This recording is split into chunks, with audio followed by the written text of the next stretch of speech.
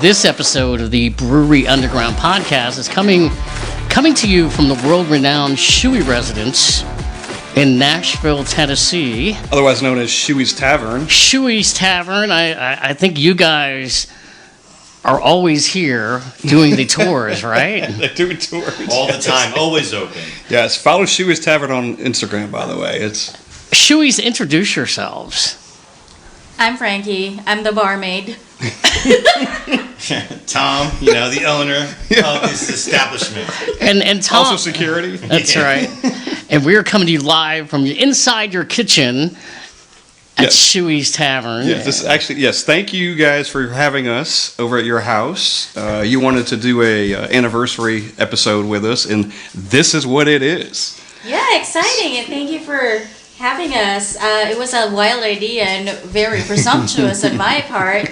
But I was hoping we're probably their favorite. Yeah, so of course. Let's put them on the hot seat. So Well, Tom has been on a couple of podcasts, and he's been around a couple of podcasts, and he was at Phala Force the other day when we did the one with Foamy Head, so he's quite familiar. Yeah, I've seen how you guys run this. It's been fun seeing how you guys interact with the brewers, other podcasts you guys went with last time, everything. When you sent that text to Frankie to follow up on this, it was like, oh yeah, I did send it out a few months ago, didn't I? Yeah. I didn't put it on the calendar. Why would I jot that down? I did. It was just a wild idea. Yeah. I didn't even know if Scott was going to go for it because, again, presumptuous. But I think it's fun. It was, I think we mentioned that we had a 1 year coming up, and it was a good idea. And I was like, hey, you know what? It's as good as anything that we would have done. So, or we probably would have done anything. We'd have said happy anniversary and probably give him a little kiss on his face. And to Amy over here, yeah. Is this what it feels like to be on TV? I know you guys. I've been around you a lot of times. But I feel so self-conscious, where's the camera? There's no camera. The world is listening, Frankie. Yeah, the world is listening, so don't screw this up. Can we turn this into an ASMR episode? No. That's I'll tell you what, we'll leave the microphones. You do what you want to with them afterwards. Well, hey guys, you know what we do on every podcast? Yeah. Towards the beginning? What we're going to do now is we usually have some sort of alcoholic beverage. Well, it is a brewery podcast. Usually, most of us do. I know at the very moment I'm drinking Sam Adams Oktoberfest, but we're going to be pouring something else here in a moment. Right there, Mr. Touron? We are. So this is courtesy of our buddies, the Foamy Heads, Mitch and Rich, and they gave us this Treehouse. I'm going to call it Julius, but it's JJJULIUSSS. It's like the last name of a hockey player, but that's a no. Anyway, I know it's going to be a terrific beer. We're going to share this beer because they gave it to us, and we've been looking for a reason to drink it, and this is a good reason. Thank you for sharing. Absolutely. Thank you for Mitch. Thank you to Mitch and Rich. Of the Foamy Heads. Foamy Heads. We love those guys. We actually we started a little group text with those guys, and they called it Foamy Underground in our little group. So it's cool. They're good dudes, so we appreciate those guys we met at Phala Force. That's them. That's exactly those guys. It sounds like a grunge band name. Like a grunge band name, alternative with the flannels, dirty jeans, long hair, except we're older now, so there's not a lot of hair and it's all gray. Foamy Underground. You playing in like a dark club? Who doesn't have a lot of hair? What are you talking about? Look at this table. One has none, two are just holding on for dear life at this point. Hey, this guy right here is doing okay. Yeah. I'm with Scott. Brain all right. pairing. Cheers. Cheers. All right. I'm going to take this one. Here we go, ladies and gentlemen. All right. Happy anniversary. Happy anniversary. Happy anniversary. Happy anniversary. Happy anniversary. All right. Cheers. Cheers. All right. I don't have to chug this, right? No. In addition to this, I'm also drinking a, the hell is this thing? Outer Range. I brought this back from Colorado. It's an IPA called, it's COU. Cuckoo? Cuckoo, yep. Sounds about right. That's about right. All right. So the premise of this episode is We came unprepared, Steve. I'm not prepared for anything. Literally You should be unprepared. And this is, we are fish out of water because we prep and we write questions. We didn't write it. No. This is not for us. We're interviewing you. We're being interviewed. Yes. So. Other than turning this laptop on and recording and setting up the microphones, I don't know what else we're doing. And we're going to drink some beer. And we're drinking the beer. And Tom and Frankie are going to ask us questions. Okay. Yes. Okay. And we have no idea what the heck they are. Yes. So Well, take a deep breath. we can turn this off at any time, too. Yeah. Okay, I'm going to start it. Question number 1. All right. Happy anniversary again. Thank you. Tom did the research and he said currently you have 43 episodes. Uh-huh. You have 1,055 followers on your podcast Instagram. You have 1,528 followers on your SD Brewery Adventures Instagram. Yep. So in the past year, what were your wins, your highs and lows, unexpected challenges, learning opportunities, like starting with the whole thing, like Instagram, podcasts, everything else? You want to start? Wow, that's a lot of questions. The wins? You should have done some homework. I should have done some homework. The wins. For me, I think that what I have liked is finding out about the brewery owners and their business and what they do. And there's been a lot of folks, Carl Meyer, who runs Black Abbey. I didn't know Carl Meyer. We had him on. He was fantastic. Scott Murdy the same way. A lot of these guys, as we talk about in the beer community, know each other. And then when we had on the guys from Tenfold, and they learned from Carl from Black Abbey. And so to me, the generation of handing down and what we have found out from the beer community is everybody supports each other. Mm-hmm. And I think that's a fantastic thing. It is. And we have been welcomed. I mean, we were beer drinkers anyway, and that's ultimately what we are. Right. We're going to show up and we're going to drink beer at your place no matter what. But to be welcomed in, Scott Murdy has welcomed in his place twice now. Carl was, especially early on, you don't know people you actually want to come on, like these fledgling guys, what the hell, what do we care? But everybody's been nice and courteous. We've had Grayson on twice for his 2 different businesses. A highlight for me, one of the big, was to do our first remote. When we did it was St. Patrick's Day. Yeah. We did it at Nashville Brewing at Blackstone, and that was a big highlight. We didn't know what we were doing. We just did it over Teams, and then we're like, well, we'll show up and we'll hit the record button and we'll see what happens. Right. And it worked out great. And a place like that, you had space and you had audio and stuff to worry about, and Steve had to record or edit that one. But that was a big highlight, and to continue to do those things is still a highlight because we've done it a couple of times. This is cool because this is a remote for us. So those kind of things stand out for me. There's a lot of folks out there that are doing good things too.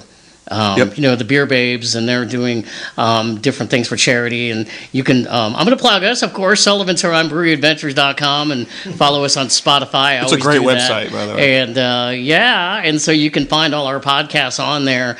The Beer Babes, they do a charity, and you can go on and listen to that particular podcast. And we just did Pints for Prostates with Rick Like recently, and there's been so many others too. And I think that's one of the things that I've drank beer for years. We've all drank for years, but then you start going, wow, there's a lot of people out there that are running these breweries that are doing good things for people, and I like that a lot. I like that too. I remember when I think it was peak of the BLM movement, and a lot of breweries did Black is Beautiful, that stout. That was a collaboration. Here at Deep South Growlers, in the past, I know they've done like a book drive. The wildfire beer they did with Jack Lift and all that stuff when California had all those wildfires 2-3 years ago. Right. A lot of places down here did all that, so that was good. Yeah, it's definitely different to see people step up. Yeah. Crazy Gnome when the tornado hit, and all the breweries, they were just starting to, almost trying to open. Yeah. and having to see all the breweries here step in and help in, like it definitely changed the attitude of we're not competitors. Yep. We're just all in we're just Nashville. a community. Yep. I'm waiting for something because Asheville has been devastated. Yeah. And for us here in the South, Asheville is like the mecca of craft brews, you know? Like, I'm waiting for something to just like kind of a fundraiser of some sort or something like that. Just like similar to Black is Beautiful or just a collaboration to help the Asheville beer community. Yeah, I know some brands and some things around here have done stuff where they've, they're going to donate so much money per pint to that area. Shipping supplies down there, they've done a lot of that. We did a podcast, one of our podcasts right after Hurricane Helene, and we talked about that in the beginning because Asheville, and not to leave out any other breweries because there's so many different ones, but Asheville is a big brewery town. Unfortunately, I've not been, and I need to get there, but there's been so many different breweries that were hit hard, and Highwire Brewing. They're here in Nashville. Right. They were hit hard, and I read something not long ago. So at the time, we're talking about this, and then when this podcast will drop, we don't know how things are going to be with some of these particular breweries. We hope they're on the upswing, but it's like anything else. It's like we hope people are going to support them, whether it's locally, or however you can do that in any way possible, because it's going to be a long, long time for some of these folks getting back up and running. Yeah, and you can just look at social media, and whether it's breweries there or breweries anywhere else, they're totally behind Asheville. Like they're again, they're sending supplies, and they're like just giving advice. I forget which brewery now, but maybe it was Dissolver. Like every day they were posting something. Okay, for people that live there, this is where you can go get water. This is where you can go get these things. And they came together, and it's come together, and that's what this beer community has done. And I think maybe to Steve's point, that's something we didn't know coming into this thing. We drink beer. We're going to talk about it. Right. And we went for years. Every time we leave Cincinnati, we'd be like, we should start a website. We should talk about our beer. And then we're like, fuck, let's do it. And we actually did it. And it started with the website. And then this we'll get to this. We'll talk about the social media in a minute, I'm sure, because that was I didn't want to do social media. But anyway. Yeah, that was you guys leading into like some of our questions. Yeah, go ahead. I know you guys had the website for a while. I know you had me looking it over when you first started creating everything. It was awesome. Yep. You had that, and you had like you could buy like homebrew kits and off of it and everything. So having this happen, what was the genesis of the podcast? Because I know like during COVID 2020, podcasts boomed. Yep. But you guys waited till 2023 to basically start it and do it. So how did it go from just doing your website, like a tour guide almost for Nashville craft beer and like pickup places, to doing this podcast now? We have all this equipment and doing everything. What was the spark where you guys said, let's try it? And what was like the hesitation, like, do we really want to do this? We definitely want to do it, and we talked about it. Like, along with the website, we talked about it. Eventually, it was, Steve, we just have to pull the trigger. We literally just have to do it one day. Stop talking about it and just do it. Well, we pulled the trigger on the website, and we started something, right? And when it was the map of breweries we've been to, and it's evolved into different things, we got a whole bunch of things on there. But it literally was one day, and we had equipment, he has stuff from his background, and let's literally just get on and let's just do one.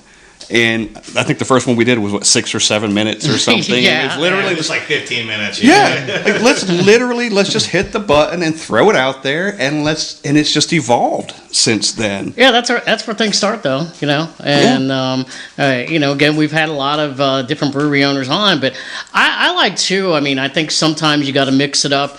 And when we had Tom on, and you talk about different beer styles and things like that as well, because people that are drinking beer, and we've talked about this, it's ever evolving, right? We on a previous episode, I said to Scott, and this was something that he and I, when we went out on the Music City Trolley Brew Hop tour a couple of weeks ago. At the time we're recording this, it's going to be a couple of months ago now, but at the time it drops, I should say. I was sitting there at one of the breweries, and I said, here's what I think is also a good topic. how many beers do you drink? And Tom, you could talk about this too. How many beers do you drink that you would say, I could have this on a flight? Or this would be more than just a flight for me. Oh, yeah. It would be a pint. Yeah. Or a 6-pack. Meaning it's good enough to have. It's good enough, yeah. But there's some beers that you don't want that much of. And I think that's relatable also to the craft beer community, because I think people out there are going, yeah, I could relate to that. You know, when I go to a brewery sometimes, now not everybody's a flight guy. I know I am. I like to go and try different things. But there's certain beers. Now I'm drinking the Sam Adams Oktoberfest right here, along with what else we got tonight. But this one I drink on 6-pack once a year, I love it. You probably bought a case of that. Oh, yeah. I think the flight thing is a double-edged sword. So it's great for going somewhere new on vacation, new breweries. You want to try everything. But as we all know from your interviews, if you work at a bar, you hate doing flights. Yes. They're a pain to pour. No one wants to do it. It's just a waste of time. But there's another way to do it. I do like at Fate La Force, what I love is you do the half pours. Yes. Yeah. I think more breweries need to do that, so it's enough. There's enough there, so it feels like you drank something. And also, okay, I know if I like it or not. It's not just 2 sips where still you have your little taster, you try, I think it's good, and then have it with your beer, it's hit that point where it's too hoppy, it's too hazy, it's just not for me. Some apple cinnamon something. You're like, I don't want a friggin' pint of this those shit. gummy shark shower beers. Yeah, you don't want that. I don't want it. Or sometimes it's just so heavy, or the mouthfeel, or just, the way it lays on your mouth and your tongue, it's just thick, okay, a flight is perfect for me. Yeah. I don't want to go home crawling, because that's me. Well, I start with high gravity beers because I think I'm a tough person. Yeah. But Well, the other thing too is, you ever have a pint where you take a few sips and it's okay, it's good. Hey, this is good. Yeah. And you get about halfway through, and this is getting progressively worse. Yes. And the more you drink, the more there seems to be of it. That's a pint. Or that's a flight that you want, or a taster, or some sort. Or I'll tell you one for me, because it was touted so large, and this is not bashing at all. I always say this: I'm not going to bash somebody's beer. This is a subjective thing. Yeah. So when Marble Fox came out with their PB&J, and I had it, and it was on I got a 16-ounce can. It was given to me by our buddy Armando, and I was sitting on my porch.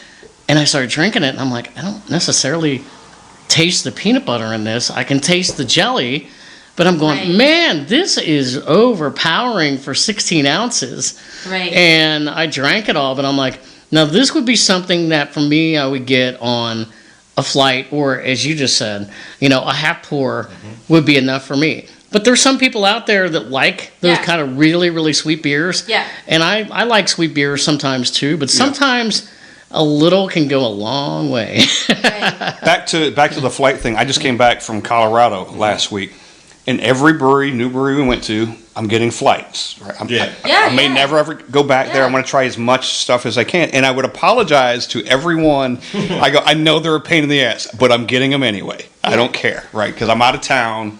Yeah, it's your only chance. Yeah, and it was Great American Beer Fest, and I'm pretty sure there were a lot of people in town doing the same kind of thing, so they halfway expected it. I apologized, but I was getting one because I need 8 of these beers. I need to have all that you have while I'm there, as opposed to having 2 pints and being out. Yeah, we do that too when we're on vacation. So now, ever since I got inducted to the Craft Beer Hall of Fame per Tom standards, when we go on vacation, part of our itinerary is what are the craft breweries around? So they're part of what we're gonna do for the day, right? For me, because I'm a lightweight. So I also like doing tasters, especially if we go to specific breweries, just so if I like this, if it's possible, then I want to take a bottle or a can home, or even bring some extra for you. I think Scott would like this. We have a tradition of doing that. Sure. We trade beers if we go to different places. So for me, that's my objective. I don't think I can drink as much as I would want to, but if I find something that I really like, and if I'm out of town, yes, give me that flight. Yeah. And if I can take some home with me, then I will get pissed drunk at home where it's safe. I'm with you there. Drive, I can just pass out on my couch and call it a day and have sweet dreams. Yeah. There you go. And Regret it the following day.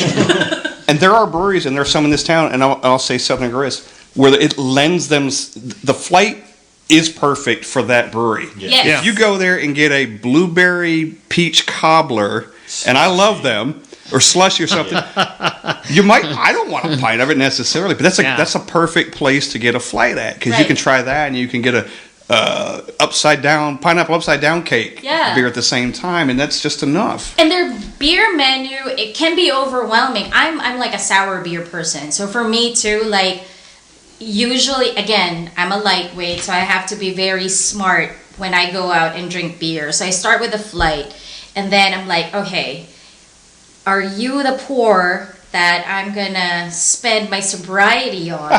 Is that a yes? Okay, then give me a pint or two or however much. Like, okay, and then you, because usually, and again, I don't know. It's not a conscious choice for me. Like, oh, you know what? You're a high gravity beer. Let me start with you. For some reason, I just gravitate towards that. Yeah. Drink it like it's Gatorade, like, oh, I need these electrolytes, but they're in beer form and they're like 14%. So for me, it's just like that's part of how I want to like plan my night. Like, I'm gonna be crawling when I get home. Right. I want it to be worth it. Is it pint worthy? You know what I mean? Like, it really is. Right. And I do the same thing. Like, okay, I'm gonna have a pint, or I've had enough flights, and there's 3 or 4 beers left that I haven't got from this brewery. I'll get a pint.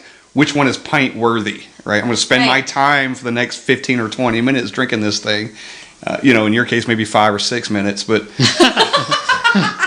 that's true. But it's a fun experience, because I wasn't aware about the whole craft beer world, community, whatever it is, until I started dating Tom, and then from there, I started just developing a palate for different things, and it's just very interesting, because I have to say sometimes I go for the challenging ones, meaning like it sounds like it's a weird flavor profile, but I want to go there. I'm a very adventure, like I like big adventures when it comes to food and drinks and all of that. So I think also like a flight helps with that, right? Like, absolutely, rhubarb, like freaking thing. Like, I've never had a strawberry rhubarb pie before, and then I had it when we first went to West Virginia a couple of years ago. And I'm like, holy crap, this works. And then same thing with beer. Like, I saw it one time. I was like, I am not sure if that's gonna work. And I've had somewhere. Holy crap, I don't know how they did that. That is magical. I don't know what sorcery there is, but and sometimes there's just brewers that does it so well, where there's like 3 flavors that they list, and you taste each and every one of them in each different part of your palate. Like, it starts with this and then it ends with that. But what's interesting is, like, if we go together, or even sometimes with you guys, like, we hit different types of flavors. Like, he would go like, I tasted that. I'm like, I didn't taste it. Like, or like, oh, that is dank. I can't do that. He's like, I love it. I'm like, you're out of your mind. Yeah. That is like he said, he didn't pick up the peanut butter so much on that Marble Fox one. Yeah, but Marble Fox, by the way, does have some good beers. Oh, they're fantastic. Yeah. Hey, quick side note. You were talking about, like, you guys drinking beers. You, believe it or not, were an influence on us, and I don't know if Steve even knows this. You guys were, with your Shoey's Tavern stuff, you did that stuff well before we ever started anything. Like, you were always...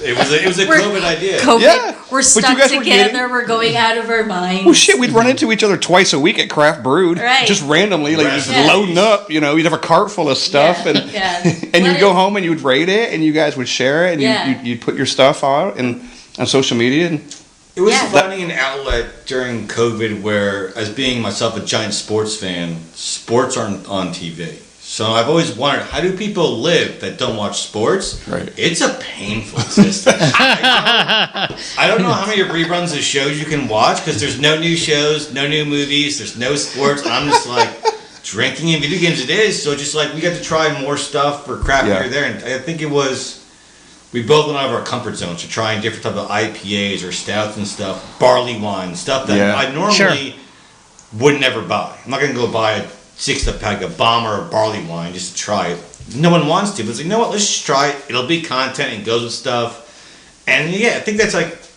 craft brew was definitely the gateway for her to try stuff, doing the flights, and also buying singles, which I think is an issue now. There aren't many places around here, especially in Nashville, not like craft brew buy was. singles because now it's a gamble. It's a minimum of 4, or usually it's 6. I live in Rutherford County, and it's desolate to try to find singles. You gotta hope that you like the beer you pick. Otherwise, you have 3 to 5 of just like, well, I'm gonna give this a Scott. This is Steve.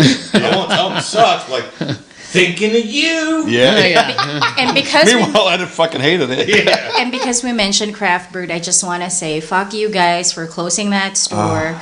You are a pillar of our community, and it's personal for me because, again, going back when we first started dating, new to the craft brewed, whatever, I was the one who discovered craft brewed for us, and we would just go there every Fridays, have a couple of beers, and then we would just play darts, and it's just... It was great. Both sides, right? You had the bottle shop in the tap room, and it was. I literally. It's amazing because the person who was on the bottle shop know what they're talking about. Like I go there and I said like, this is what I'm looking for. This is what I love, and they would walk me through it and like try this, try that until I found my footing.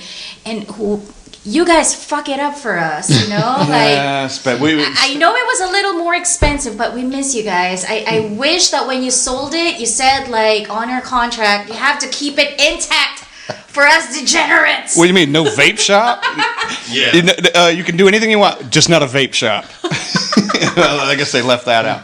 Yeah, they are truly missed. Absolutely. It came up. It comes up a lot, actually. We're talking to people locally. It comes up a lot, craft brew. Right. We would go, I would load up on the bottle shop first. Yeah. Put that shit in the car. Warm first. Yes. And then you go check the cold ones. Yeah. And then go to the tap room and just sit there for the rest of the afternoon. Well, it's very flattering for you guys to say that we kind of inspired you. You absolutely did. But now you've I don't know, like I think you're doing much better than we have, or we are doing. So speaking of your social media, I know, Scott, that was one thing you dreaded just from fucking the beginning. Hated it. So one of my questions now, because now I know you love it, what were some things for both of you that going in you're like, fuck man, I don't want to produce, I don't want to edit, I don't want to do social media, but now you're in, you're like, you know what? I don't mind doing this. And the things you thought you were going to like, you're like, oh, this is a lot harder. Like, coming to the questions, the script, whatever it is. You're like, this I thought was the easy part is the hard part. And the hard part is the easy part. What did you guys find that you thought was you weren't going to like? Now you're like, I don't mind it. I kind of like doing it. Or like it's a challenging thing for you guys. I'll start.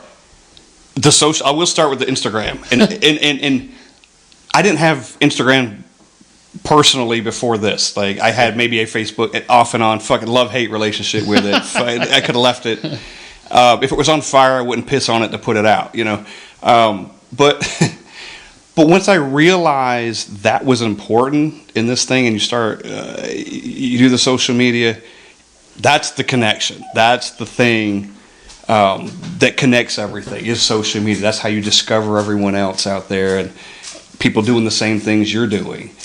Right. To answer your question, what's happened is with the social, once we're up and running with Instagram and doing that, now it's just a daily maintenance kind of thing.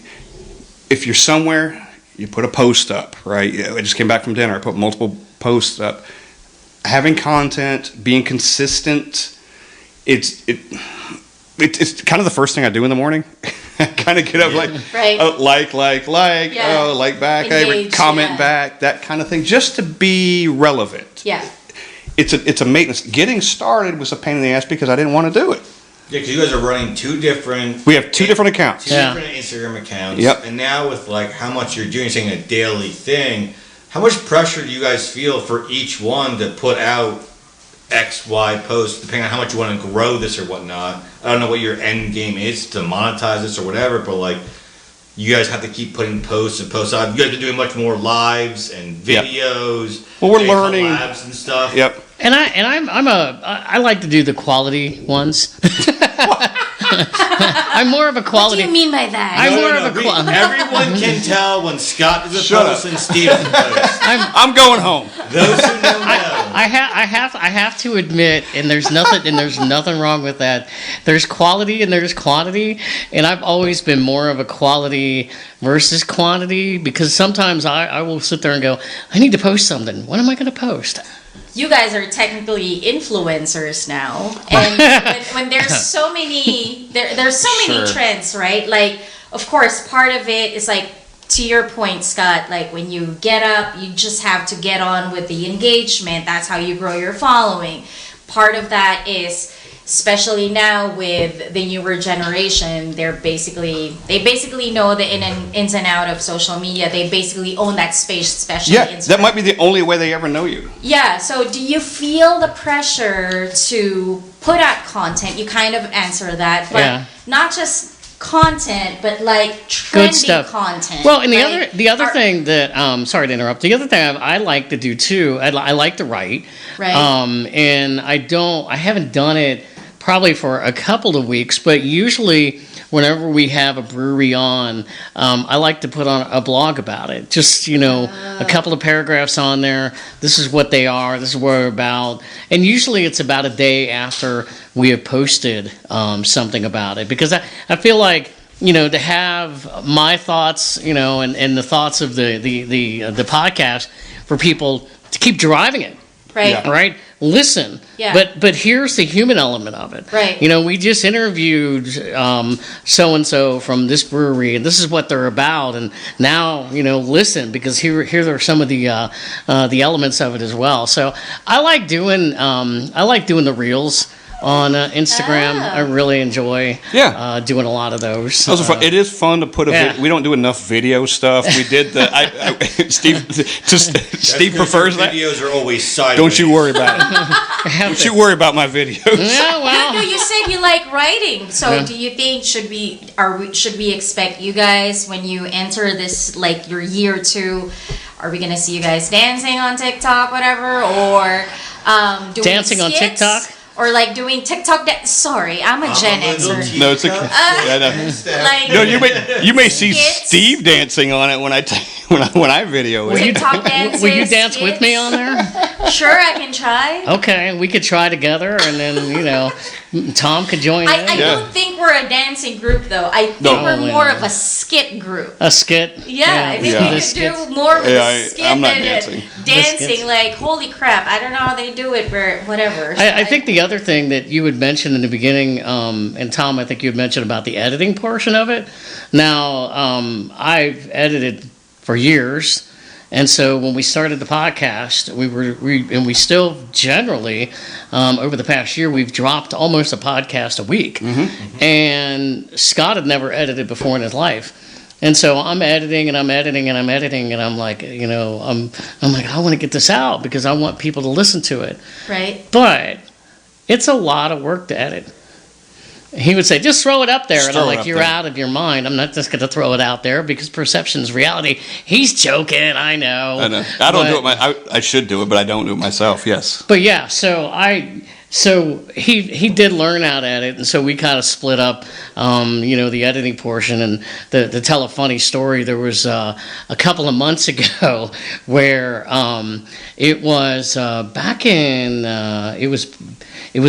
April, where I was just like, I was getting burned out because I was editing like every week, but I'm also doing other editing projects too, and I'm like, oh my gosh, it's getting a lot. Too much, yeah, it's getting a lot. And the one day I decided, in the month of May, I am not going to edit any Brewery Underground podcast. We're working ahead, and we're also going to do some best of. So on a Saturday morning, I got up at 7 o'clock in the morning, You did. and I sat there for 5 hours editing a month's worth of podcasts, and I had a bunch of other stuff to do that day.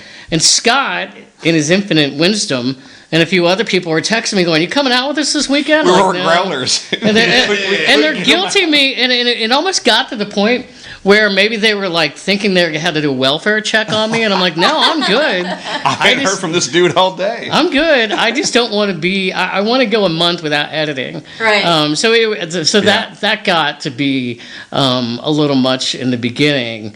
As far as like, it's just because it's a lot of content. It's a lot of work. I mean, with your background in radio and stuff, was it hard for you to like go the reins a little bit and like Scott take over because like, you're coming in with like this expertise in this field? Be like to teach him. And, He was like, "Fuck it." He was like, "Fucking do whatever you want." Okay. So you said you were getting burnt out, so you need to have Scott take over a little bit of things. Was it just like at a certain point you're like, well, this is my thing. I don't want to give up my thing. I'm like my expertise of this. No, he just sometimes will edit things in a certain way that I listen to, and I go, "Oh, maybe I would change that a little bit. I would do it differently." Maybe I would do that.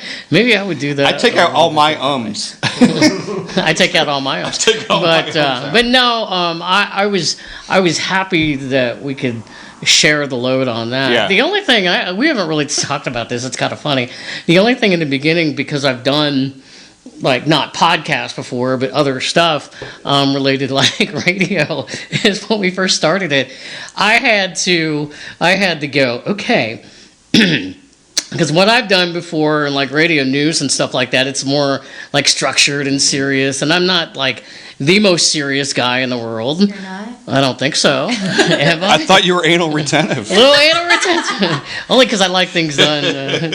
But no, it was sort of funny though, because I'm going, all right, loosen up a little bit. You're talking about beer. Right. Yeah, your first few podcasts, I remember talking to Scott, I'm like, it sounded like he's reading like a NPR style like beer thing. It's like moving forward, and that brings another point. I'm like, it's so serious where you're doing it right. I'm like, this is a beer podcast, just like Loosen up. Yeah, we didn't know. We were just kind of figuring it out. And start the podcast. No, what happened for me it was more like, because it was like an interview style. Like I'm interviewing people, and there were a couple times even I realized after a while when I'm interviewing people that maybe I'm getting a little bit too into the nitty gritty of things. Right. And this isn't 60 minutes, so. I was just saying, like, are you putting like a tape for 60 minutes? So there's Steve Sullivan for 60 minutes. So no, that I will admit in the beginning it was more like getting your feeling things out of how you want to do it and getting. Yeah, but we never not had fun on any of them either. No. Like we always had fun, even figuring it out to begin with. Like we had. Knights of the Round Table was your 6th or 7th. Was that just 6 or 7? Are you shitting me? Like 10. It was early on. Yeah. Really early on. That was Drunks of the Round Table. But read the room. But I will say this though, and I think you guys, you've gotten to know me. I'm a little more laid back than he is too, which probably. Really? Really? I've seen Scott on a video fall on the bushes. You can't get any more laid back than that. I'm editing that shit out.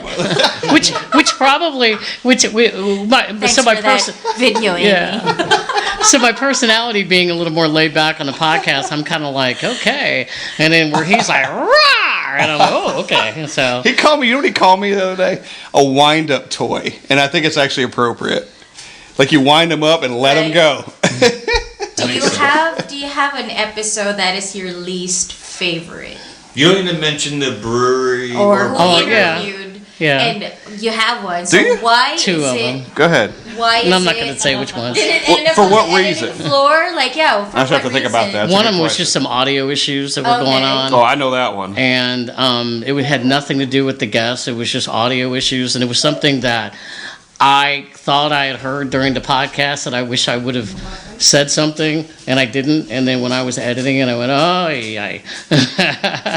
And I mean, there's been a couple times. Tom had actually, I think about a week or so ago when we got together, he was laughing because he's heard me go, I'll go, all right, let's get those socials out there. And it's like, oh, Steve's ready to wrap it up. And I'm like, sometimes like 40 minutes in, I'll go, we have good guests, but maybe that becomes like the anal retentive in me where I go, I just want to make sure that we're putting good content out there. Yeah. And I don't want people to listen going, okay, I've heard enough. And who says I'm the judge of that, right? But, I just try. I don't have an episode per se. I hate to hear myself back. And if I'm editing and I can anticipate what I'm going to say because I said it, I'm like, please don't say it. Please don't say it. Please don't say it. And there he says it, because it's coming. And so those kinds of things, I don't really have an episode other than when we don't have a guest. It's not hard to come up with content. You really just have to. Not even be prepared. You just. I go back and listen to myself, and I'm like, shut the fuck up, dude. Like, what are you just like? Or like I'm doing now, rambling. Well, I hate when I ramble. Like, I hate those things. You're inside Amy's head right now. That's on a loop all day. Did you have like a scary moment? If so, what was your scariest moment? Or made you nervous? I will say for me, not a scary moment. Maybe the very first one because your interview, the first interview, like somebody actually wants to come on and talk to us, and nothing scary. I think for me, we write a lot of questions down. We do Google Sheets. We share Google Sheets. If nothing else, we are over prepared. Okay. Like we share a sheet with the questions on it, and we are well over prepared every time. I think I've had a dream or two where you wake up and you're like, "Fuck, I didn't write a question down." Right. Like that kind of thing. Like I'm scared that I didn't come prepared. But if you come prepared, you got. Yeah. You're good. Good. Yeah. Because we typically do about an hour. I bet we've got 3 hours worth of questions. True. Most of the time. True. One question will lead to another that you don't actually get to ask because they answer them. But that's my fear, is not being prepared enough. But that's never happened. It's the whole dream of naked in the that's gym. Exactly it.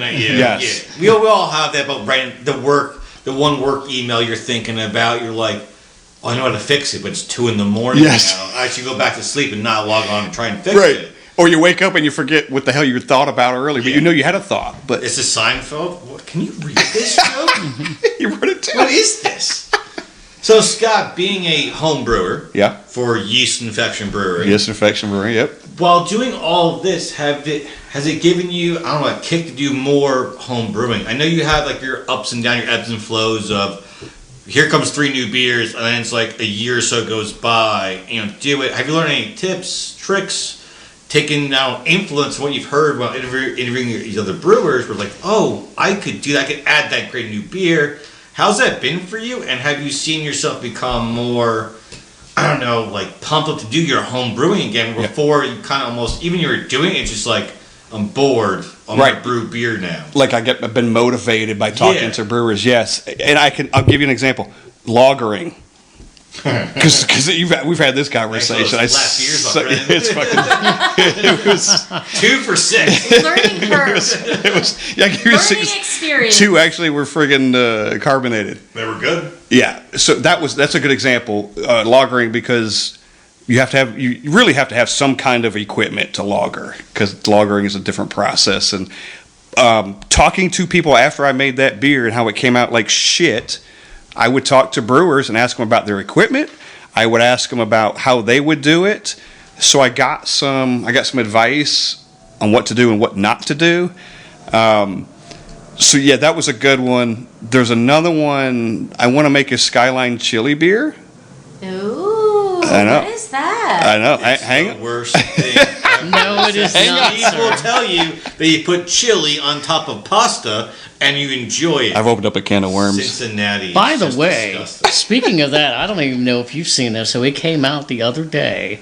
Again, the time we're recording this, it will be a couple of weeks. But there were rumors that there was going to be a Grater's ice cream. So Skyline Chili is a Cincinnati thing, and Grater's ice cream is a Cincinnati thing. There were rumors that there was going to be a Skyline Chili ice cream. I'd rather have the beer. I'm interested in that. It hasn't happened. Sweet and hot, yes. That's probably what it would be. It hasn't happened. I think there were just rumors. Maybe they're testing out for maybe to see what people think about it one day. But I got on. Actually, one of our guest co-hosts, Liz. from Cincinnati, who's been on our podcast every day on Bubbling, she and I were messaging back and forth, and I'm like, oh, if that happened, I would definitely try it. Yeah, I would definitely. Oh, we definitely try it for sure. Yeah. But to answer, I would. Yeah. So I actually asked some advice about like how would you make a Skyline chili beer? Like, would it just be spice? Would you actually put chili in it? Lots would of you do all cheese. these things? There'd be no cheese in the beer. None. You can't do that then. It has to have You cheese. sprinkle it on top. You gotta have cheese. You pour the beer, you sprinkle the cheese on top. So I would think about what I was doing, and I would ask, based on my failures and upcoming stuff. But that's how you learn. Absolutely, and I actually got some good. One guy with the lagering process, because I try to reverse engineer my garage. Because lagering, you have to be in a certain range, which is warmer than a refrigerator, but cooler than the ambient temperature. Yeah. So I try to reverse engineer my garage beer fridge. It doesn't work that way. You can't. He said, so somebody, I think it was Grayson, might have said, he said, like, buy a deep freezer and put a heater in it. I go, well, that's a whole nother bunch of equipment I don't have. That. So, Right. So those kind of, and then somebody else just said, lager it and just do it at ale temperature, which is ambient temperature, and just do it that way. So that's probably what I'll do next. But I got to figure out the Skyline chili thing because that's next. Now we do. Good luck.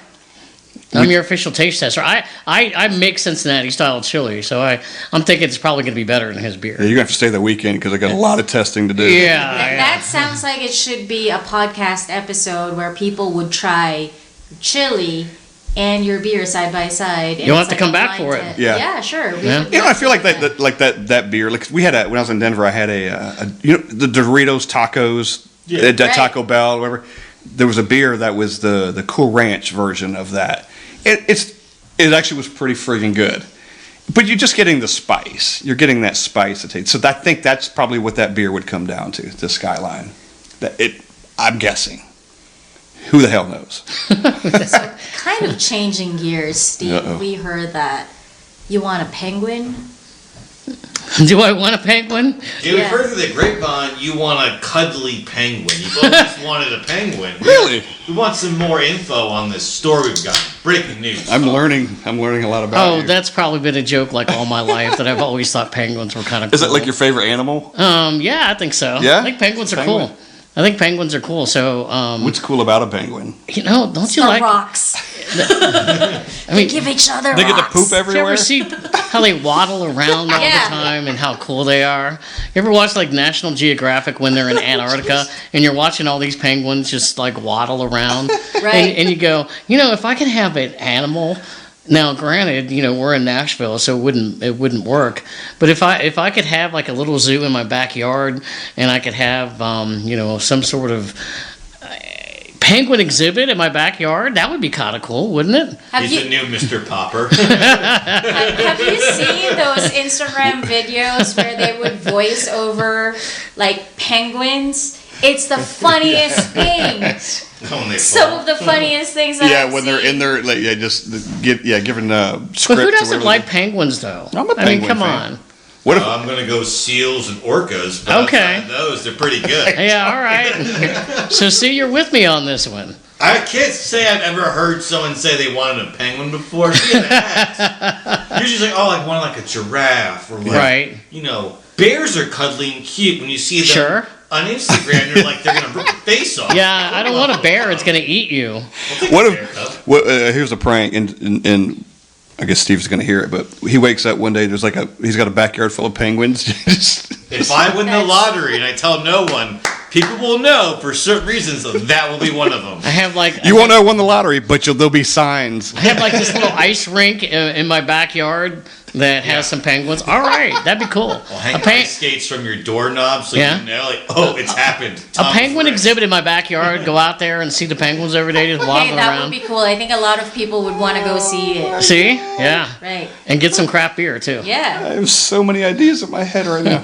That is scary. Okay, we're gonna do a little bit of a speed round. So Oh shit! you guys ask your followers to ask you a question. The first question is, would you rather talk like Donald Duck when you're angry or turn into the Hulk when you're turned on? Hulk smash.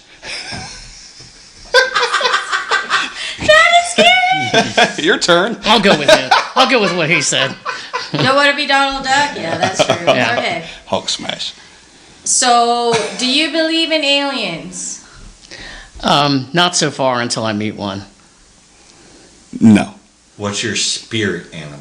My spirit animal? Yes, both of yours. Oh, shit.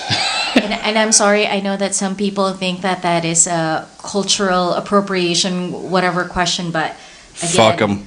So, their followers asked this, so maybe it is appropriate at that time. Spirit animal. All right, we can edit all this silence out that we're about to have because I have no idea. Hang on. I'm going to say a basset hound. Really, not a penguin? No. I would think it would be a penguin. I'll say a penguin. Emperor penguin. I felt like I was being repetitive there, and I'm trying to mix it up. I'm trying not to be anal retentive. I'm in on this interview now. Why a basset hound? Do you remember Dukes of Hazzard? Do you remember? You guys were young. I Flash. just love their ears. They're so No, it funny. was Flash. Flash. Roscoe P. Coltrane. Yeah. That dog. I always thought that would have been cool to, basset hound. Big flappy ears. Scott just is sitting like, around. I am my spirit I'm animal. kind of like, I think people pick me to be their spirit animal. I feel like Okay. As your friend, I can say that's a no. okay. Wow. All right, my spirit animal. Hang on, we'll cut this down later on. But Let's go back to the basset hound. Yeah, you talk about that for a minute. Why I think. I don't Do you have a spirit animal? I would probably. I mean, tiger's my favorite animal, so I would say that. But I'm not a tiger, so probably like 110-pound golden retriever. Like, I'm fun, but I'm really You are lazy. not a golden retriever. You are like Henry, our dog. I mean, I can be ornery. I would be a panda. I would just be fumbling around, like feed me. That's a good one. Scratch my belly, Yeah. climb maybe a tree, and fall off a tree and be like, yeah, I think I'm so good. Wow. Where's Perfect my spirit animal. yeah? Where is my nanny? Be a little Where's my Chinese nanny? be a little silly. All right, I gotta pick one, I guess. Fuck, spirit animal. Bringing the room down. Maybe. Fuck it. Call it a bald eagle. I'm the badass motherfucker. America. There you go. Fuck yeah. I don't know because I couldn't think of anything better. Preying on people, the bald eagle. The bald eagle, the scavenger. Yeah, scavenger. So Scott, you're a big rocker song genre, whatever. What is the theme song of your life? Oh God. Theme song. Well, okay, that's a good one. My favorite song is "Nothing Else Matters" from Metallica. Okay, classic. Probably that. I like it because there are lows and highs in that song. Right, it starts slow and then it fucking and then it fucking blows up and then it comes back down again. And then at the end, you're like, nothing really. Yeah, and then just fucking just kind of that's. I think that's for me. Yeah. Steve?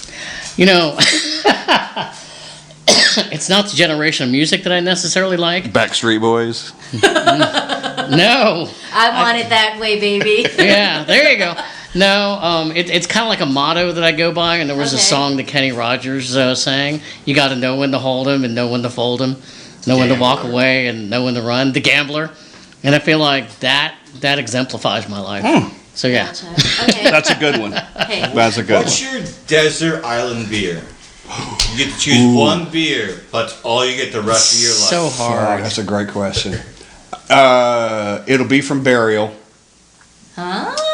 Yeah, that's if you've heard it, Burial's my favorite. But goddamn, that's For me, it might be Braxton Brewery Garage Beer up in Cincinnati. Okay. Because I like lagers, but if I had to go with like an IPA, I mean, before we got on the podcast today, we were talking about Great Lakes Brewery, Yep. and they're vivacious, man.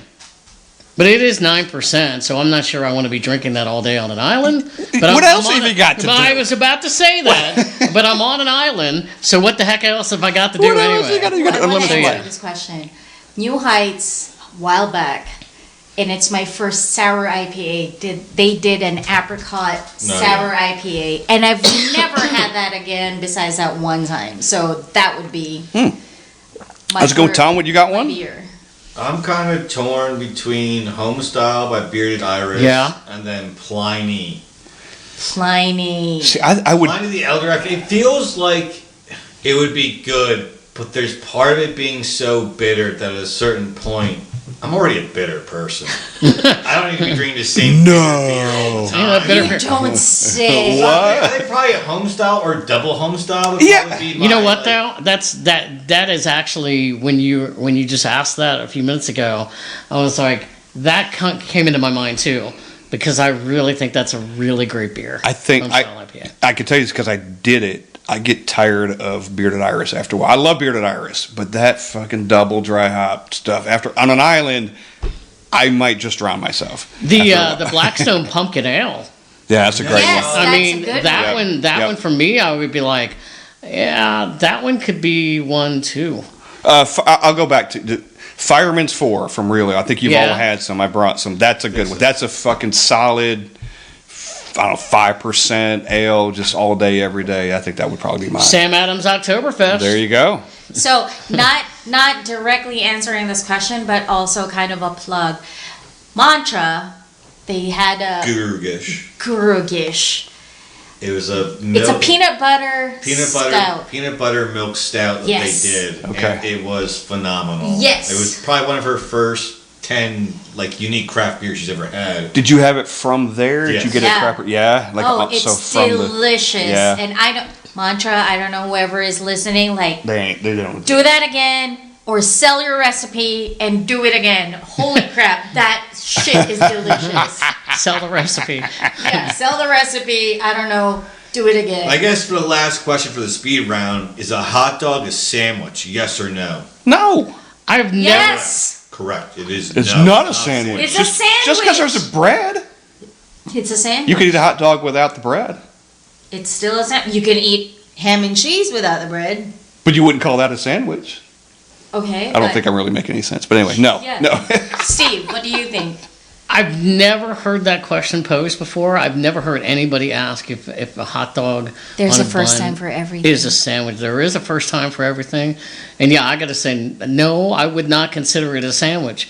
I mean, I've never sat around going, let me have a sandwich. I'm going to put a hot dog on a sandwich. Your first instinct is right. So I am befuddled that he's never heard this question. So, Steve, I relish you don't live on social media. You must be the happiest man alive. Let me ask you guys a question. Does pineapple belong on pizza? Yes, it does. Pineapple and ham, salty and sweet. Right. For a slice or two works. A whole pie, no. We're getting Frankie's hesitating over here. Yes, only because knee jerk is a no, but I've had craft pizzas. Like when we were in St. Louis, they did, what was that pizza that had some freaking fruit on it? Fig. Cheddar, and it was delicious. It's one of the most delicious pizzas that I've ever had, and fruit was on that pizza because it's sweet and savory. That's the thing. That's the thing. And I'm Asian, so we kind of have like that mix. So my palate is used to that kind of weird mix of sweet and savory. It looks wrong, but when you have a bite, you fight the urge to be like, "Oh, it's pretty good." But it's baked right in there. Yeah, it's kind of like when you're 6 years old and they do ask your class a question. And you look around for your friends, like, what did you answer? And then you raise your hand for that one. It's kind of like that. You don't want to be the only one. You're like, oh, this is good. You're like, I love it. And Noah's like, oh, I'm the asshole. Yeah. Okay. What is wrong with you? 2 slices too. But I'm the asshole who says, I enjoy this. They don't want to admit it either. Yeah. No, you don't want to be the first. You also don't want to be the last. You're like, you're too cool for this? Yeah. Like, no, I'm not. I don't like it. Just because it's just me. Yeah. All right, Steve, what is your answer on pineapple on pizza? Enjoy it. It's not going to be on my slice of pizza.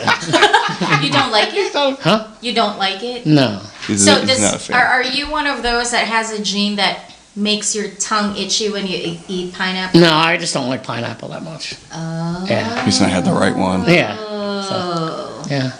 Gotcha. So he's not a swinger. We know that. Pineapples no upside down pineapple. No upside down pineapple. Hey, I want to kind of going back thinking about what some of the questions you asked. We have 2 accounts. Yes. We've got Sullivan, Touron Brewery Adventures, and we've got the podcast, Yeah. Brewery Underground. They're connected, right? When I put something on one, Right. it connects the other one. But they are two different entities, and the reason is when we go on the Music City Brew Hop is a perfect example of that. We're on a brewery adventure. We're going from brewery to brewery, and that's kind of how the thing started. As we're going to breweries, let's talk about them. That's how that started. The podcast came along a little later, but that feeds, to me, that feeds everything. If you don't have an adventure, if you don't have a brewery thing, if you don't have a thing you're drinking, you can still talk about the podcast. But we do it all. Like, we go to the places, we Right. support local business. We drink local beer, which we just drink beer in general. So they are different. It feels like your adventure one is like your fan interaction page. It's showing the real you out and about. Yeah. The podcast is, this is business. This is what's coming up. We can expect. So I get the difference in how they are linked, but you can tell the difference where it's like you're showing more of you guys on your adventure one. Absolutely. And the podcast, like, no, there's no funny stuff here. This is just right. like, this is what's coming out. The podcast gets boiled down to whatever we're doing. We're in an interview. That's boiled down into the podcast. The brewery adventures are kind of everything that we're doing. Whether it's drinking this beer right now could be a brewery adventure. So I have a follow-up question about that. So, social media, I mean, I hate to say it, but it's a reality. It's a career for a lot of people, and it can be very lucrative, right? We're working on that. And then, it's branding. So I'm just wondering why you have a different name for your Instagram and a different name for your podcast. Why not just make it the same thing under one umbrella? Like, what was the story or logic behind that? That way, when people say, oh, we're following, say Barstool Sports. If someone says Barstool Sports, it's everything Barstool Sports. There might be divisions, but when you say Barstool Sports, it's everyone knows it. Because everything that happens on STBA, Sullivan Touron Brewery Ventures, might not be a podcast. That might be when we did an episode with the Music City Brew Hop that turned into a podcast. But going to Denver or going to a beer fest might not turn into a podcast. That's our adventure. That's what started this thing. Hey, we're drinking beer anyway. Let's just talk about it. That was what Sullivan Touron Brewery Ventures is and was to start with, and then the podcast kind of branched out from that. So it's an entity of that. So again, we could sit here and drink beer and go to his house and drink beer. Just come here and drink. That would be an STB. That would be a brewery adventure. Gotcha. Or go to fucking Fela Forest and get that. That's a brewery adventure. May or may not turn into a podcast. The social media thing is just tying them together just for followers and things. But does that answer your question? You can elaborate. I'm sorry. No, what you said. I'm sorry. What you said. Yeah. Steven's we're going with yours. In your time in Colorado for the Great American Beer Fest, was anything out there that stood out there, like some new brewery you've seen of and stuff? Because I know some stuff from Nashville was out there and everything like that. Was there a brewery or a beer you've never had or heard of that you're like, holy crap, this is good, that stood out? Because right now I think we are struggling in Nashville of getting a lot of other states' beer here. So we have to travel to these beer fests, which feels kind of unfair in a way. Yeah. Do you name some you enjoyed, if off the top of your head, or enjoy, or you met or talked to, maybe try to set up saying, hey, I do this, we might want to try to have you on about a few months or something like that? So there's kind of two parts to that. So Great American Beer Fest is an event, right? That we did that on. I did that on the Friday, but I got there Wednesday. So in doing that, Wednesday we banged around Colorado Springs, and Thursday. So we went to a bunch of different breweries around there. So there was one that stood out called Manitou. Okay. And it's in Manitou, Colorado, but it was at the base of a mountain, and it was fucking beautiful and picture perfect. That whole thing, that was amazing. To answer your question, at GABF, I had those candies, the circus peanuts, Okay. the big orange thing. Yeah. Well, somebody made a beer that tasted like one of those. Wow. That stood out. Not that it was fantastic, but it stood out. Yeah. There was another one, I think I mentioned earlier, the Doritos taco beer. It tasted like a friggin' Cool Springs Dorito. Mm-hmm. Fantastic. Could I name the brewery at this point? I'd have to look it up on tap. No. But weird things like that stand out. Otherwise, for GABF, for me, how I drink beer, it's just One after the other, after the other, after the other. The event is amazing. They have GABF has a menu on Untapped. You pull up a menu for Grist or whoever. It had 2,000 beers listed on it. 2,000 under one roof. How many of those did you guys check? I didn't go. Like 50. Like 50. And you're bouncing around and you're just like, oh, I want to go. There's a brewery over here I want to go check out. I'm going to hit 3 on the way just so I can have something to drink on the way over there. So GABF is amazing. Everyone should go at least once. It is overwhelming. I bet. It's when you leave there, you spent 4 hours on your feet on a concrete in a convention center, and you're kind of tired of being there, but it's fucking awesome at the same time. I think if I go to that one, I'm going to need an IV that way. Yeah. That way I don't pass out. But to your point, I kind of miss that because we used to like going to brewery, like beer fests. But after COVID, the ones that we went to were, if not underwhelming, disappointing. Only because, like, you go to a beer fest, you pay a premium, right? Depending on if you want to go VIP or whatever. And it's exciting because, especially if you're into craft beer, it's your chance to, like, go to breweries that don't necessarily sell their beers here. Or even if they do, it's your chance to kind of try, like, their limited editions or something that, experimental ones. Like, I remember it was on a beer fest where we tried Harding House first. Yeah. And they haven't had a brick and mortar back then, but they were like, we really like the Grisette. And they were like, oh, we're going to open one soon, blah, blah, blah. And then they did the same thing for Steel Reserve. Like, they introduced their initial, like, brew on a beer fest and like, yeah, we're gonna open one. Beers where we had yeah, so it's at that point it was really exciting because you tasted their beer. It's like, okay, you guys are onto something. I like you did. We're gonna go to your brick and mortar once it opens. But the ones that we've been to in the past few years have been very disappointing because the ones that they have are beers that we've already tried or the ones that you could see on Kroger bar or like, I get excited to see beer at Irish, but I don't need Roadmap and Homestock. I know. Right. I don't need to see... Or like 44 for Black Abbey. Yeah, it just feels like the local breweries for local beer fests just phone it in. And it almost feels insulting because most of the people that are going to these are local. Not many people are going to the Sounds Beer Fest Stadium from frickin' Kentucky or something. Like, it's all local people. You're like, right. Just do a small batch brew for trying stuff. But like, you brought up Untapped, and we know that Untapped and brewers have they don't like each other. Brewers do not like Untapped. So through this year of doing this and meeting them, has your ratings that you do on Untapped for these beers changed? Have you changed how you rate these things to is your style changing? Or are you trying to appease them so much because it's like it's still how I feel? Right. Because like I might rate something a 3 that you might rate a 3.5. Like how detailed we use our ratings to look at beers and stuff to bring in, but we have different tastes. How do you, like you're saying it's changed, how's it changed, and what's changed about how you're doing it? Answer this, you start with this because we've talked about this thing too, and it absolutely has changed. Well, I know for me, I was getting to that point anyway, because I felt like it was a waste of my time if I was rating something on Untapped that was really crappy. So for me, I look at something and I go, if I'm rating a beer on Untapped that's like below 3.25, I'm not even going to bother.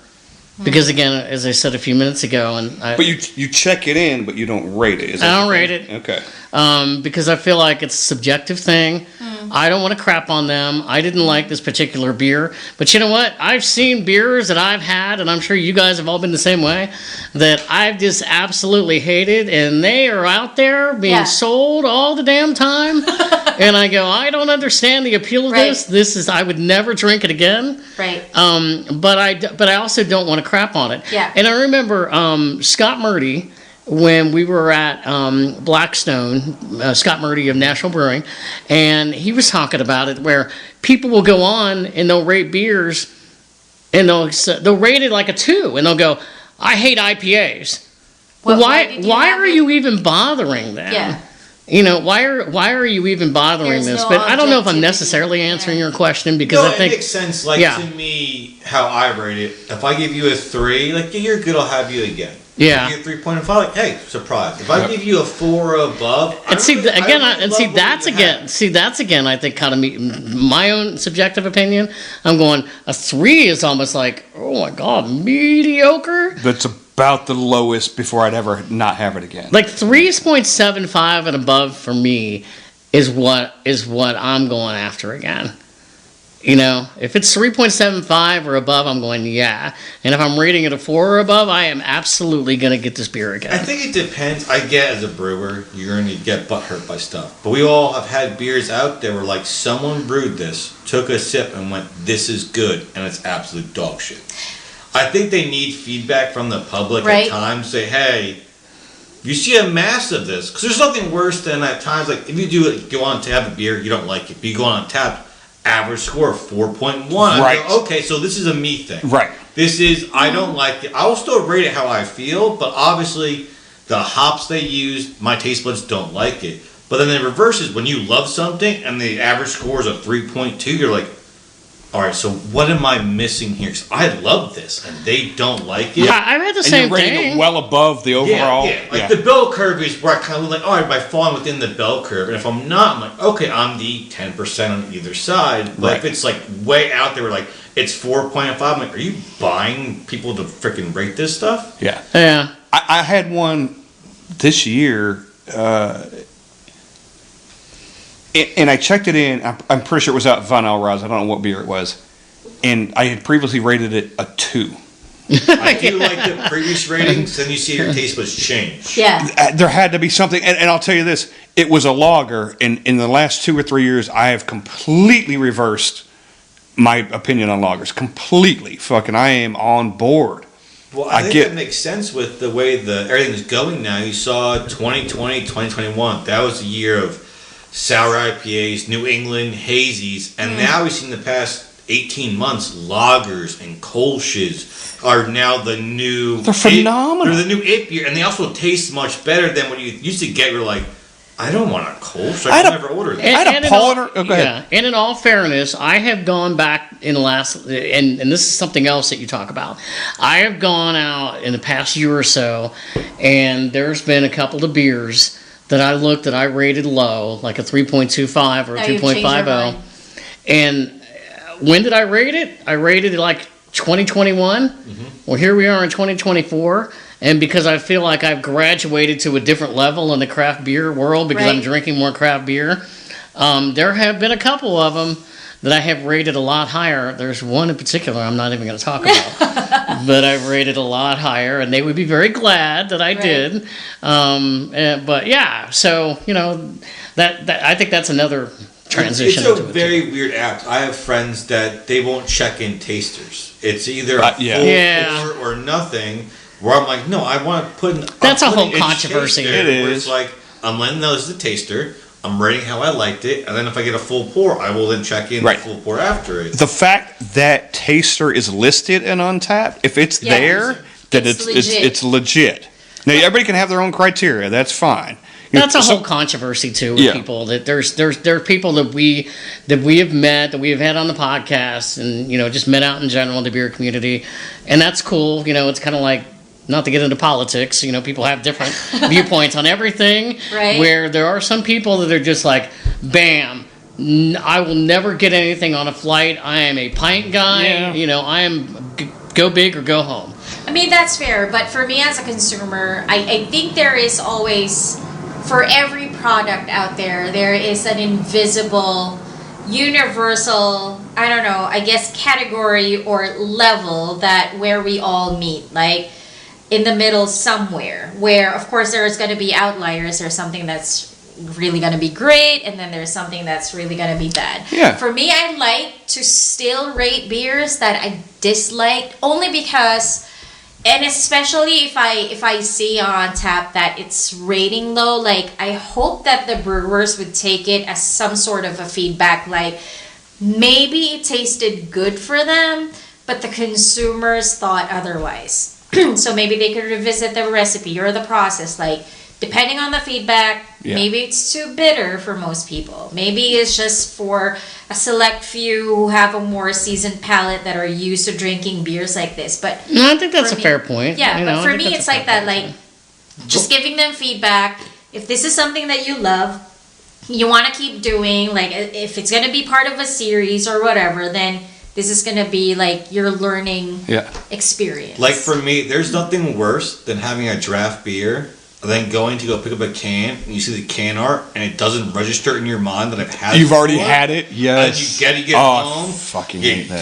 Or you crack it open, you go on tell you type it in, and then you take that first sip, and it comes with that score. You're like, son of a bitch. Yes, I've had it. I hate this. When I see that little green thing in the corner, I'm like, motherfucker. It's defeating, because now you're like, it's open. Yes. So now I have to drink 16 ounces of a beer I obviously do not like. 95% of the time, I will look up a beer in Untapped. If I'm shopping, right? Just every now and then, you don't do it, and like, there's no way I've had that one. And you son of a bitch, I get home and the same things happen because I didn't see the can. I had it on draft or something.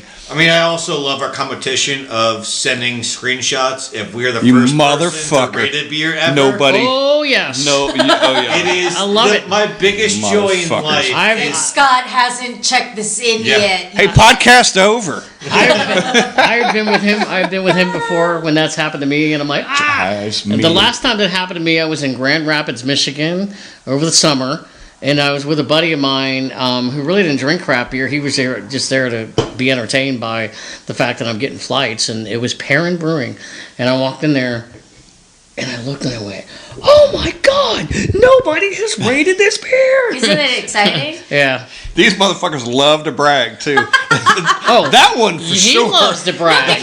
Because you guys are around much more than we go around, and then the random time that we're around doing our little brewery. Yeah, but you guys will be out of town. I'll get this text from just random, like 001 check-in. Tom would be giggling. Ha! Scott is gonna hate me. He hasn't had this beer yet. Motherfucker. Yeah, I think the one. That's the best feeling. I can see your face on the phone, like, this fucking asshole. Like, he's my friend. Bitch. Why again? This Son fucking of a asshole. bitch. Yeah, there was an instance. Now I have to go there.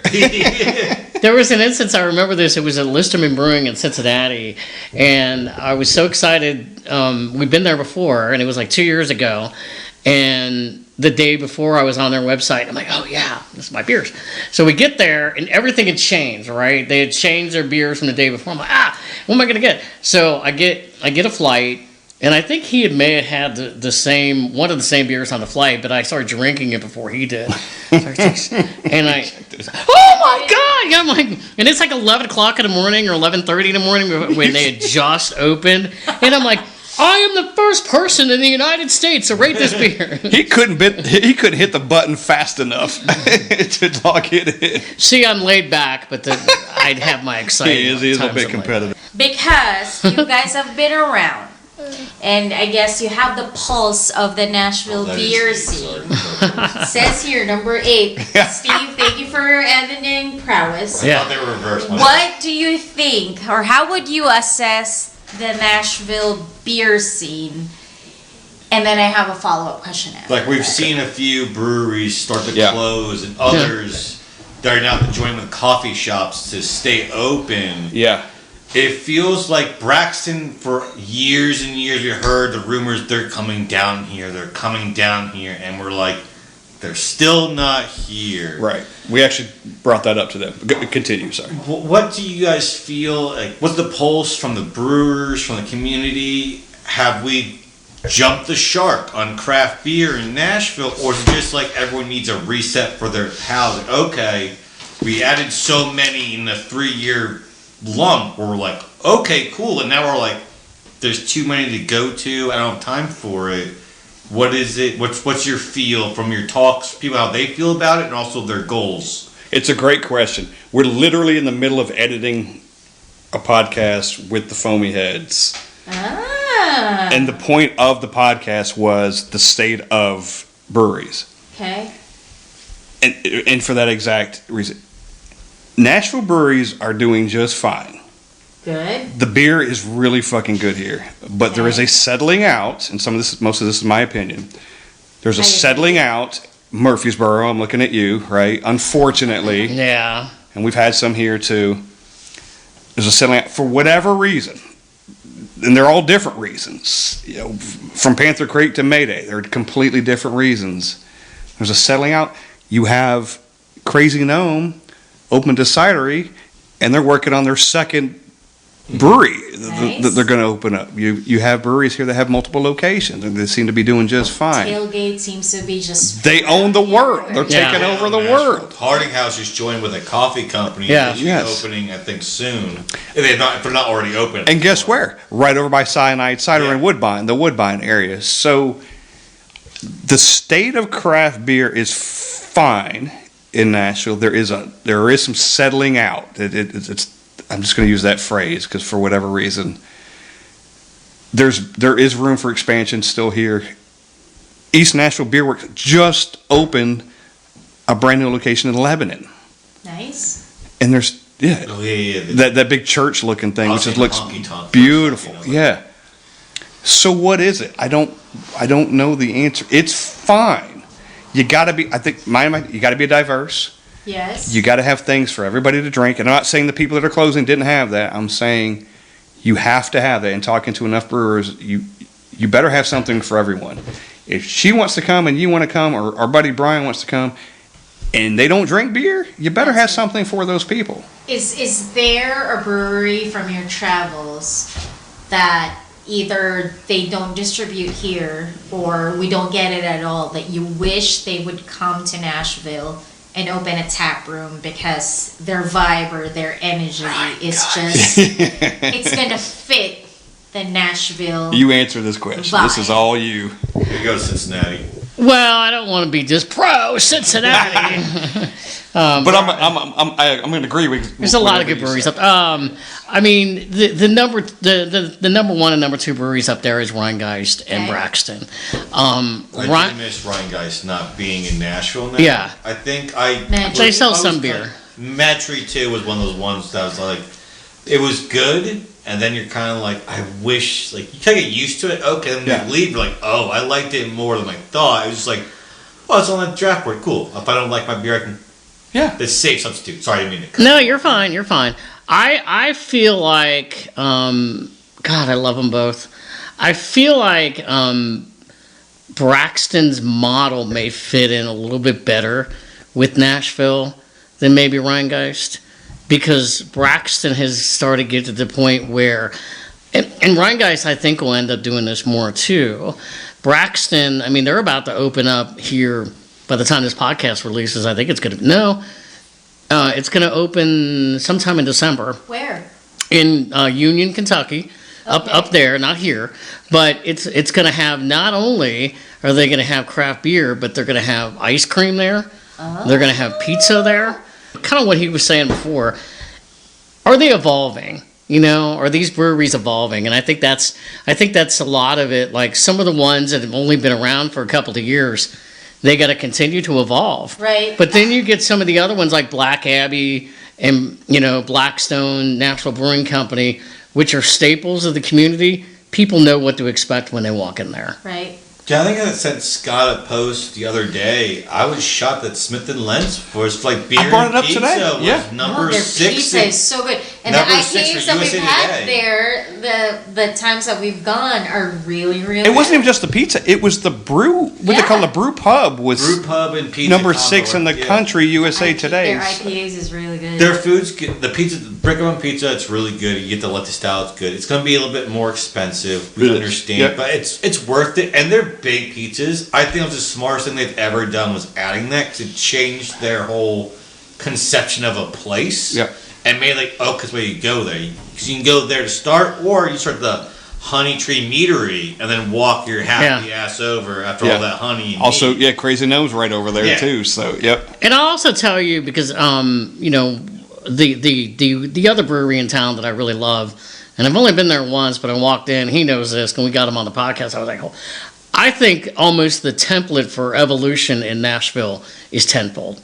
Yes. I love their pizzas. Their I love food. their cheese curds. Their food, the patio. Yep. You know, I mean, now it's to the point that, hey, let's bring the family, let's bring the kids, let's have a day. No, I agree. You know what? If Rock Bottom, remember that craft brewery in downtown? They went downhill. Did their stuff shit. If they did their shit well, it would be tenfold. Tenfold is what Rock Bottom could have been. Because you could do the food and beer they have pairings. cocktails. Yes, you could do the pairings. They were just some conglomerate out of Chattanooga. Yeah. To go back to your original question about Nashville, we don't have the most breweries here. The diversity in styles of breweries here are fucking amazing. It is good, yeah. Fair. Grist to Barrique to Tenfold to Fela Force. Mm-hmm. Everybody's doing something different. Seems each one has their own style. That's what, yes. Yeah. Where Beer Irish is like, no, we're going to do IPAs. And then you're going to go to Monday night and you know what, we're going to have over 10% stouts for everyone. Yeah. And they're going to taste great. And they're going to taste like 12%. And you got Barrique for your sours and your English pub styles of beers. Like, everyone has their own weird thing. Yeah. That leads me in, if you guys want to or not, do you guys have an updated, like, your top 5 breweries for Nashville? Through the year, you guys have interviewed them, tried new beers. Has your ratings, when you guys went into this, like your favorite breweries? It's a very good question. Have they changed I have a follow-up since question. then? We have, Yes. on our website, we did, I don't know, a few months ago, we did top 10 breweries. Yeah, I saw that a few months ago. So far, and we did that midway through the year, and then we'll do one at the end of the year and kind of sort it out. There's no way there's 10. It's gonna be fun. Are you you're not talking about Nashville? You're talking about everywhere. Just Nashville, just local. Yeah. What is like? So you're just talking. So you're talking Nashville. You're not talking about other places and other. From Columbia to Hendersonville and Lebanon to like Clarksville. Oh, got you. Okay. So I know this past year, I had never been to Barrique. Oh. I had never been to Tenfold. Okay. I had never been to Living Waters, so I got there. So those are 3 at the top. I'm trying to think. Oh, Common John. I had not been there. So, I mean, those 4 stand out. And then the new one that opened in Murfreesboro. Cedar Glade? No, I've been there. Middle Ground. Middle Ground. Yeah, they sing you happy birthday. They sang me happy birthday there. Shout out to Middle Ground, good singers. Hello, yeah, they were great. So, yeah. I have the most check-ins I've had from any brewery ever across the board. I'm approaching 10,000 uniques. Is Southern Grist. Yeah. I'm going to take them. God, I can't say over anyone, but damn, I think I've checked them in more in Nashville than any other brewery in Nashville. To put them in order. I don't know. Grist. There's gonna be an order. Like your top 5. Barrique. I love Tenfold. I love Living Waters. I love Crazy Gnome. National Brewing / Blackstone. As we're getting to know these people more and more. Marble Fox. I forgot them. Jesus. We love Highwire. I love Highwire. Highwire. But I think as I've gone in and looked at because we've maybe talked about doing episodes of like, hey, rate the highest beers that you've had at different breweries, and I think Blackstone, a couple of the ones at Blackstone and Nashville Brewing, I probably have rated higher. Just solid every day. Just solid everything. Yep. I'm gonna piggyback on this question, and this is a question for the 4 of us. What do you think is the most underrated brewery here in Nashville? I'm gonna start. Go. I'm gonna start with New Heights. Ooh, that's a good. I just don't hear enough of them, and it's not because.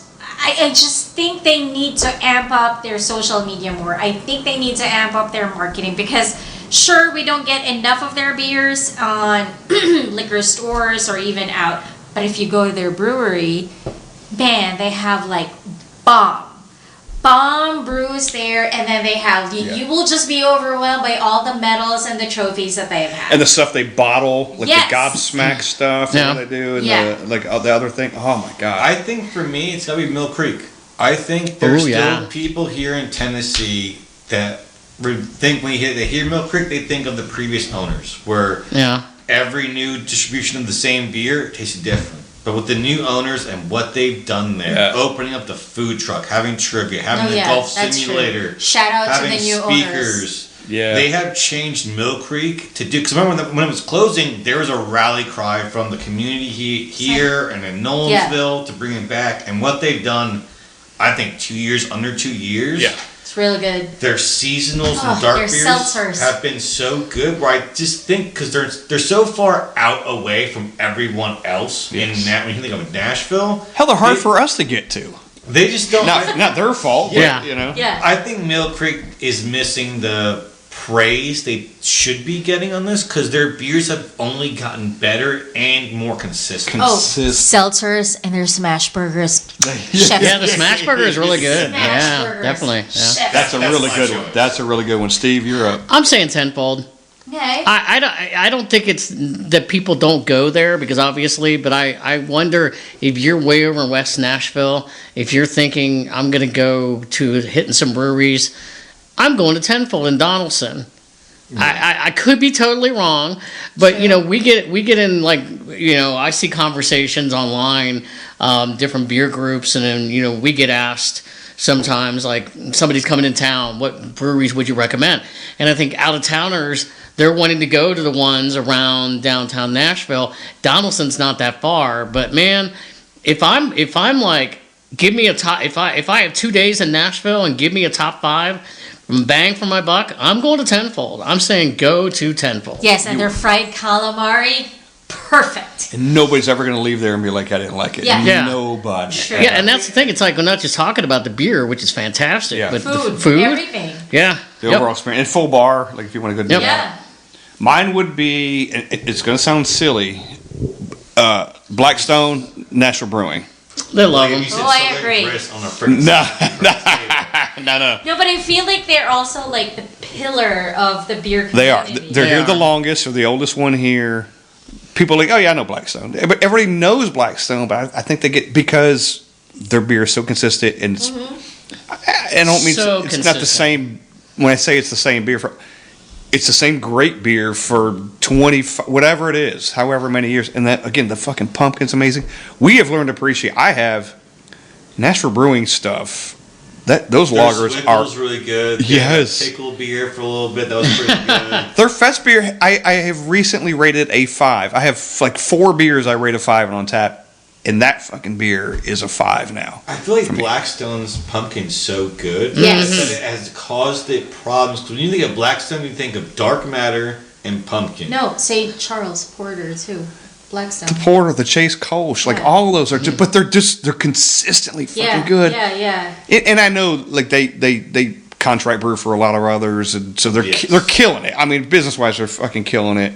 But they're so good. When you go in there and you get to have Blackstone and Nashville Brewing right next to each other, those lagers are so fucking good. Oh, I just want to say honorary mention because it's pumpkin beer season and pumpkin spice latte, whatever.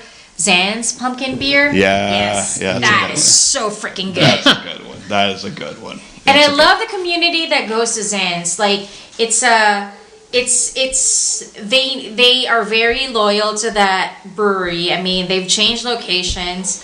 That time that we went there, Their anniversary party. Yeah, their anniversary party. It's really heartwarming to see like loyal people go and support them. But I mean, Zan's is not. It's not one of the top breweries that you think of when you think of Nashville. Yeah. But when you go, it's like, oh, this could be my Cheers bar. Yeah, it's a perfect local not hole in the wall, but it's your local spot where everyone there. Like how we have our Deep South Growlers. You walk in, you might not know everyone's name, but you know their faces. Yep. And you talk to them. Everyone's there. You know the bartenders. They know you.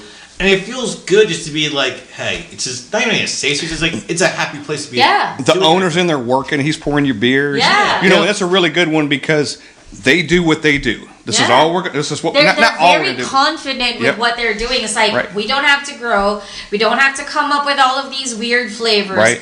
We know what we do well, and we'll just keep doing it. And we have enough people that like it so we cater to like our audience. But Yep. I love Zan's. And they have a beautiful Steve spot. said- Their building is beautiful. Yeah. So what Steve said for the post, he's more about quality than quantity. Yeah, that's so Zan's. Zan's, you go there, they might have 10 beers on the board. Yeah. Might be the same 10 beers from the last time we were there, but you already know They they're do going to 'em taste well. the same and they're going to taste Yes. good. They Yeah. do. I Yes, think yes. that's a key thing where we're getting to the thing of like, I like Consumerism. tailgate, but if you're sending out posts where we've brewed 400 unique beers in 1 year, I'm like, that's cool. That's probably a record, but at the same time, like, you don't need to do that because it just gets overwhelming as a consumer. Like, Right. And do I have to try all these? oh, pet peeve unlocked. It's like you have all of these breweries with different locations. Oh, for this location, we're just going to brew this particular beer. If you want this beer, you have to get it this particular... I mean, I get it from a marketing standpoint. I get it. Do you have an opinion on this? But at the same time, I'm like,